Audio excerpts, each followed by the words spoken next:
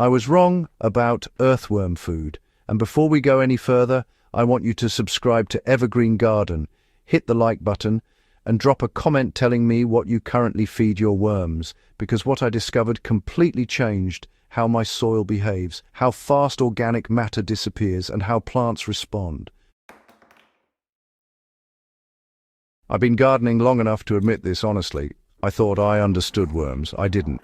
And once you understand what actually feeds earthworms, your garden soil stops being something you fight and starts becoming something that works for you year after year. I believed kitchen scraps were the main food source and that adding more organic waste automatically meant more worms. That belief cost me time, uneven soil structure, and slow improvement. The real breakthrough came when I paid attention not to what worms eat directly, but what they rely on indirectly.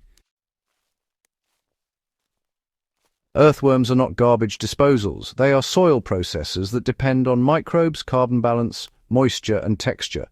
Once you feed those correctly, worms explode in number and activity. You know, worms aren't really eating what most people think they're eating. Earthworms don't actually chew fresh food the way compost piles do. Instead, they feed mainly on microorganisms that develop on decaying organic matter, not the raw scraps themselves. So, when you bury fresh kitchen scraps like vegetable peels or fruit waste straight into your garden soil, worms will usually steer clear of it at first. They only start to move in after bacteria and fungi have colonized that material. And, well, this is why gardeners who add lots of kitchen waste often end up dealing with unpleasant smells, pests, and patchy worm activity. The worms were waiting for the microbes, not the scraps.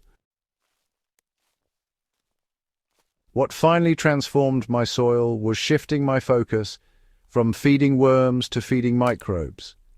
When microbes thrive, worms follow. And when worms follow, soil structure, nutrient cycling, and water retention improve dramatically. The carbon to nitrogen balance changed everything for my soil. I used to think nitrogen-rich inputs like manure food scraps and green plant waste were the fastest way to build life. But in reality, excess nitrogen creates these hot zones that actually repel worms and favor bacteria that break things down far too aggressively. Worms really do prefer a balanced diet, and the sweet spot in garden soil is pretty close to a 25 to 30 to 1 carbon to nitrogen ratio. In practice, this means for every bucket of green material like fresh weeds, vegetable scraps, or manure, you should be adding roughly 2 to 3 buckets of carbon-rich material. Carbon sources include things like shredded cardboard, dry leaves, straw-aged wood chips, or even shredded newspaper. When I started layering 1 part green to about 2.5 parts brown, worms appeared within days instead of weeks. In one garden bed, I applied this ratio by spreading a thin layer of kitchen scraps, no thicker than 2 centimeters, then covering it completely with 5 to 7 centimeters of shredded dry leaves. I lightly watered the area and left it undisturbed.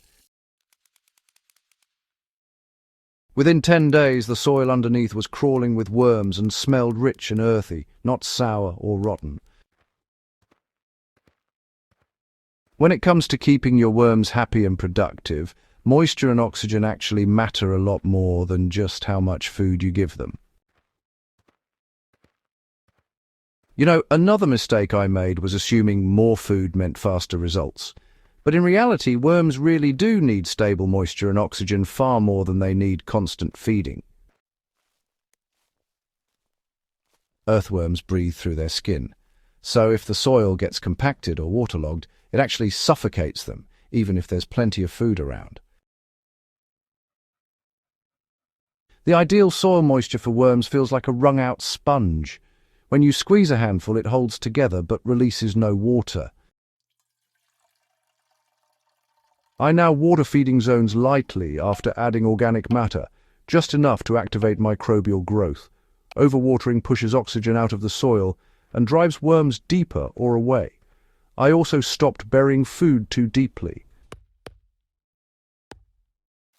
5 to 10 centimeters below the surface is ideal. This depth keeps material moist and cool while allowing oxygen exchange. Deeper burial slows decomposition and reduces worm activity. One aspect that most gardeners tend to overlook is the role of grit and minerals in the soil. One of the biggest surprises for me was learning just how important grit is to earthworms. Worms, after all, do not have teeth. Instead, they rely on tiny particles of sand, soil minerals, and fine grit in their gizzard to grind up their food. When the soil is lacking in mineral diversity, worm digestion really slows down. So I began adding finely crushed eggshells at a rate of about 1 cup per square meter every 2 to 3 months. I also made a point to dust the garden beds lightly with rock dust or decomposed granite whenever it was available. This not only improved worm digestion, but also stabilized soil pH and increased calcium availability for plants. After about 3 months, castings became darker, finer, and more evenly distributed throughout the bed. Why aged organic matter beats fresh waste every time? Fresh inputs are, well, unpredictable. Aged, partially decomposed material is gold. Pre-composted manure, leaf mold, and half-finished compost are ideal worm food. When I applied a 5 centimeter layer of leaf mold mixed with garden soil at a 1-to-1 ratio, worms multiplied faster than with any fresh input I had ever tried. If you want fast results, let organic matter sit in a pile for, about 2 to 4 weeks before adding it to the soil. This short aging period allows microbial populations to establish without overheating, Worms move in almost immediately once it hits the bed. How this discovery transformed my soil long term. Within just 1 growing season, soil that was once dense and lifeless became crumbly, dark, and absolutely full of life. Water infiltration improved, roots managed to penetrate deeper, and honestly, nutrient deficiencies became quite rare.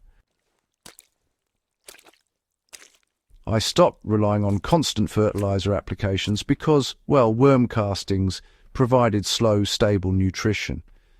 Plants became so much more resilient to heat and drought because the soil itself was finally working properly. This wasn't really about buying products or, complicated systems. It was about understanding the biology and feeding it correctly. Once I stopped trying to feed worms directly and started building the environment they need, everything changed. If this video helped you rethink how you treat your soil, make sure you subscribe to Evergreen Garden, share this with another gardener who's still burying scraps and hoping for miracles, and leave a comment telling me what you're going to change first. Healthy soil is built, not bought, and once you get it right, it keeps paying you back season after season.